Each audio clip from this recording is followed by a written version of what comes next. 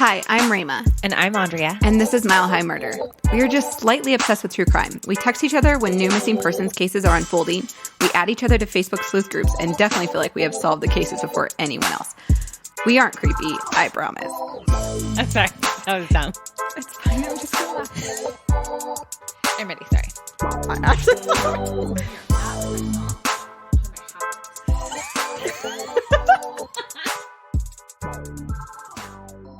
Hey, guys. Hey. We're back. Oh, we're back. We are back. And let's just agree that 2020 is wild. It's Can wild. I just say that it sucks? It sucks a little bit. I mean, it's been a while. But What have we're you back. been doing? A lot. We moved, just all the things. Did you know All that there's like a things. virus? So I've heard something about it, but Yeah. what have you been doing, Andrea? Just staying alive. Yeah, staying alive. Yeah. I'm like the dad in the house now. I just watch my lawn grow. Like I plant what is it? I seeded the yard. You seeded it.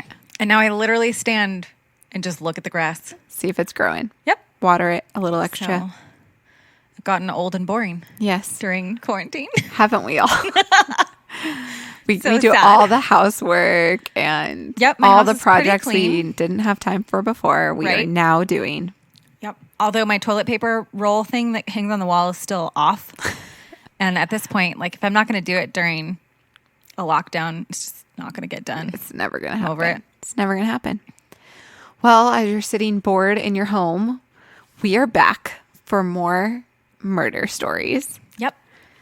Fresh So- new cases. Fresh new cases.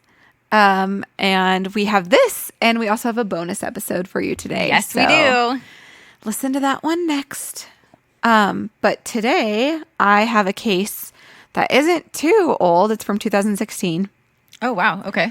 And I had heard nothing about it. So it was super interesting looking into it. But this is the murder of Charlene Voight.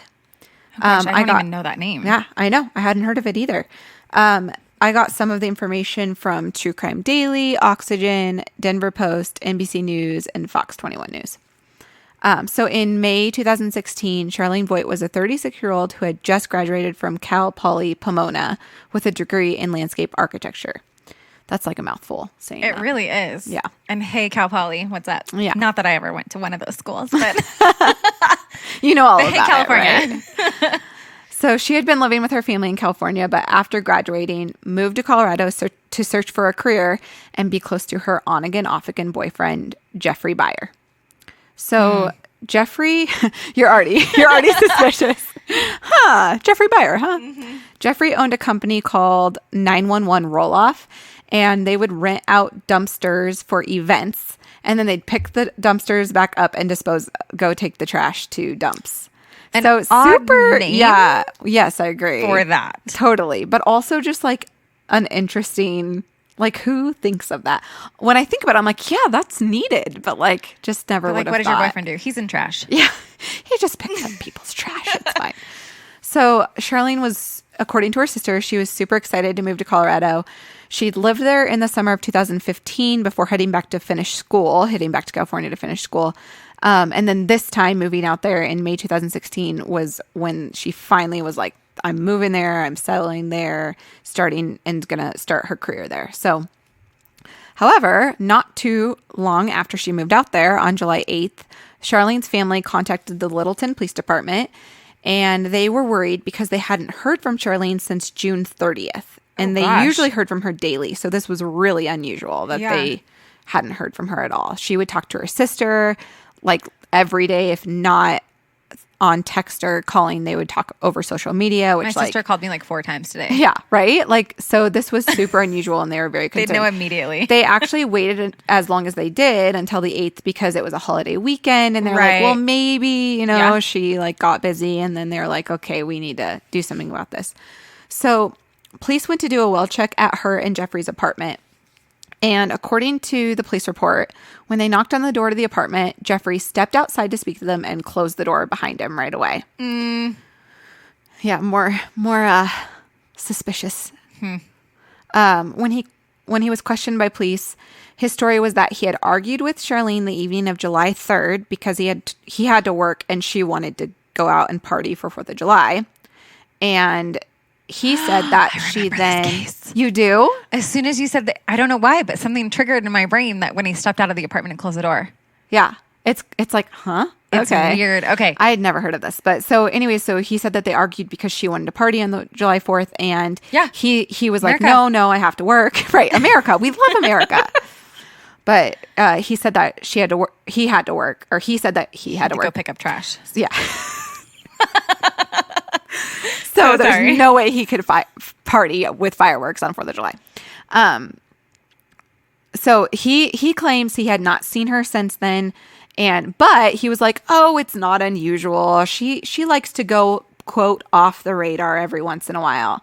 And so, of course, even with her this is not normal. That's right, not normal. Not normal. One thing to like go off social media, but not with your life partner. Right. That's a little crazy. And you just moved there. Right. So after officers asked, Jeffrey did allow them to look in the apartment. And they didn't find anything like extremely unusual, but they definitely found stuff that stood out to them. So you're remembering this case. Yes, I am. It's pretty crazy. Yes. So the main thing that stood out to them was they had 2 bedrooms, and in the spare bedroom there was a mattress missing. There was a place for a mattress, no mattress. That's totally normal. In the closet of that guest room, there was like a dog food dish and some dog items, but there was no dog in the apartment at all. Okay. And then they also noted that Jeffrey didn't seem interested at all in answering any of their questions. No. So after they left, they contacted her family again, and this time the family shared more about the concerns they had for Charlene and Jeffrey's relationship. Back in 2012, while Jeffrey and Charlene were together in California, Charlene filed for a restraining order against him. Whoa. In the request for the order, she wrote, Jeff grabbed, slapped, choked, and dragged me around the house for 20 minutes. I thought I was going to die. I was scared for my life that he may kill me the next time he got drunk. So obviously there was history of violence there. Yeah, Charlene's family insisted they look further into Jeffrey. Because of the concern for Charlene's safety, the officers contacted their supervisor, who requested an emergency ping of Charlene's phone, which they got that pretty quickly. I'm pretty impressed by that. I didn't know they could do that pretty quickly. And it's crazy that it does take as long as it takes. Yeah. It's odd. It is, but it's also I just can't believe that they can do it. I don't know. I feel like in movies, it's always takes days, but it doesn't have to take that long. Yeah. Just really depends. But her last activity was on July 1st, and it pinged near their apartment. So that's a long in time. Their apartment. Yeah. So she had nothing on her. And they did the well check on the 8th, so that's a full week. Yeah. So officers returned to Jeffrey's apartment and asked him to come in for questioning, but Jeffrey declined. They then found his car parked in the lot of the apartment, and they noticed it was freshly detailed, and they could the window was cracked open, and they could smell that it was like bleach or freshly cleaned, basically. And there was also plastic covering the seat. They just made notes of this is weird, you know. They also found the Charlene's car in a nearby gravel lot that Jeffrey owned. He owned this to store dumpsters on. So it was right next to their apartment. Why wouldn't you just leave her car parked? By the apartment. Right. Instead of I don't know. Moving it. I don't know. Less suspicious. This guy doesn't seem to care about. Just wait. You just wait. I don't know if you know all the story because it's pretty crazy. Okay. So on July 10th, Jeffrey came into the Littleton Police Department to give his statement. He told police the same story, that he hadn't seen or heard from Charlene since July 3rd, and that she had taken all her clothes and her dog Toby. One thing that I did notice is that they talked when they first entered into his apartment that there were women's clothing items there. Okay. But he claims she took all her clothes. And this was after they left. She could possibly maybe leave a couple things behind. Yeah, maybe. Maybe I hate this shirt, but right. I'm not taking this with me. I can't tell if there was some clothing items of hers or nothing. So he also told them that he had called around to all her friends trying to find her. Just basically was I did everything I could. I've been looking for her. I don't know where she is. If that's the case, then you'll see that on his cell phone records. But if people... And I don't even know. Yeah. As officers questioned some of her friends, so this gets crazy, they found out that the evening of June 30th, Jeffrey, Charlene, and 2 other friends that were not named were drinking and started using cocaine. Jeffrey got hostile and asked a female friend to come into their spare room with him. He then locked the door and sexually assaulted this female friend. Oh my God. She left, and obviously Charlene was right there and she knew it happened.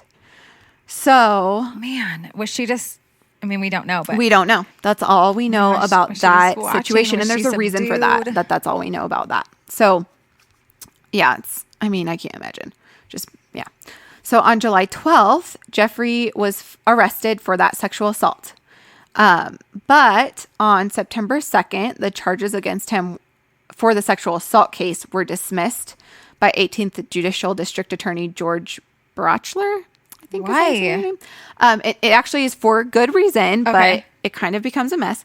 Brochler said that the case had become factually intertwined with the investigation into Voight's disappearance, and law enforcement and prosecutors would have had to turn over discovery in the case to the defense attorneys. So if yeah. they would have had basically their whole case given to the defense attorneys Sure. in the murder trial, and so it was more worth it to go after him for murder. Here's some other stuff that they found on Jeffrey was that they actually were able to find some surveillance footage of him between all these different surveillance cameras, basically between July 1st and July 2nd. So the following is from the indictment documents. Mr. Byer went to Wells Fargo and withdrew $7,000. He traveled to Home Depot at Santa Fe and I-25. And so remember, this incident happened on June 30th. This is July 1st and July 2nd. Okay. So he traveled to Home Depot at Santa Fe and I-25, and he is seen appearing to move a large object from the back seat of a Dodge Dart to the trunk of the car. He is then seen inside the store purchasing a gallon of lighter fluid. They found the receipts to match and confirm this purchase.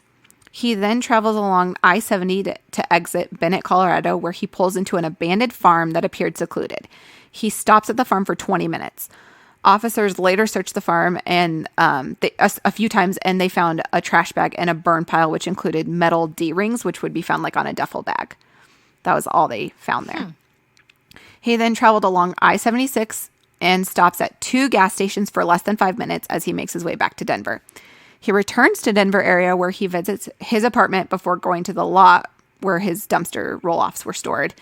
And he stayed at that lot for around 2 hours.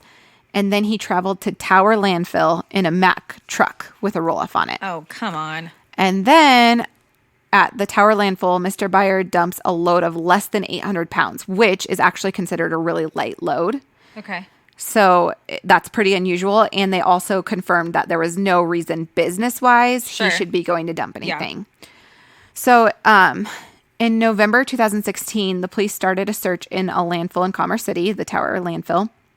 And this search took 5 months to complete. Whoa. And I know it cost them it cost them over $500,000 to conduct the search. And it probably was closer to $1 million. Oof. Yeah, which is insane how much. A horrible search. Yeah. Okay, so the police did not find the remains of Charlene, but they did find the body of a Chihuahua, which they believed to be Toby, her dog. How sad. He was wrapped in a red sweater, but the dog's head was never found. Ew. Yeah.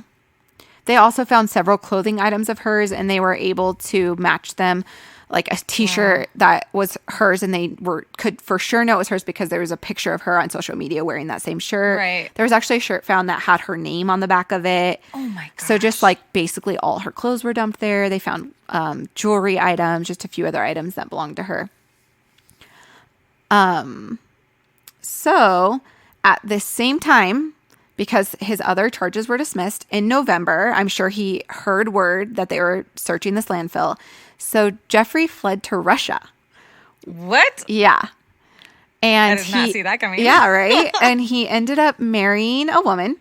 He had a baby with her. No. And so they were married in February 2017. And 5 months later, he started abusing her. So she came forward to the police, and she told police that Jeffrey told her he had come to Russia because he was told there was no extradition treaty there. Extradition, sorry. Extradition. Whatever. Treaty there. So, interesting. Which is pretty crazy. Like, totally planned that out. Yeah. So I'm not sure if, from all of this, I'm not sure if she knew everything that happened and why he came to Russia, but she knew enough that she contacted Littleton Police and was like, here's your guy. Good for her. So on August 19th, 2019, the Arapahoe County Grand Jury issued its indictment on Jeffrey Byers. The official charges against him are 1 count of first-degree murder, 1 count of first-degree felony murder, 1 count of sexual assault, 2 counts of attempt to influence a public servant, 2 counts of tampering with evidence, 1 count of aggravated animal cruelty, and 1 count of third-degree assault. But Jeffrey is currently still in a prison in Russia. And as of June 2020, last month. So there's no solid date for him to be brought back.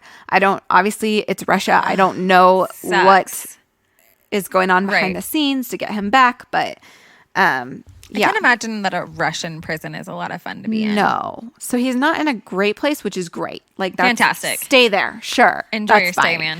But at least, and they still haven't found her body, but at least they're glad that they can bring some closure to her family.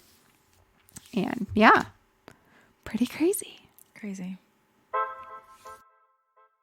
Thanks for joining us every Wednesday for a new case, guys. If you are a fan of Mile High Murder, consider subscribing and writing a review and sharing with your friends. You can also follow us on Instagram at Mile High Murder Podcast or search for our discussion group on Facebook. We're always searching for Colorado cases to cover. If you have a case you're dying for us to share, send us an email at milehighmurderpodcast@gmail.com.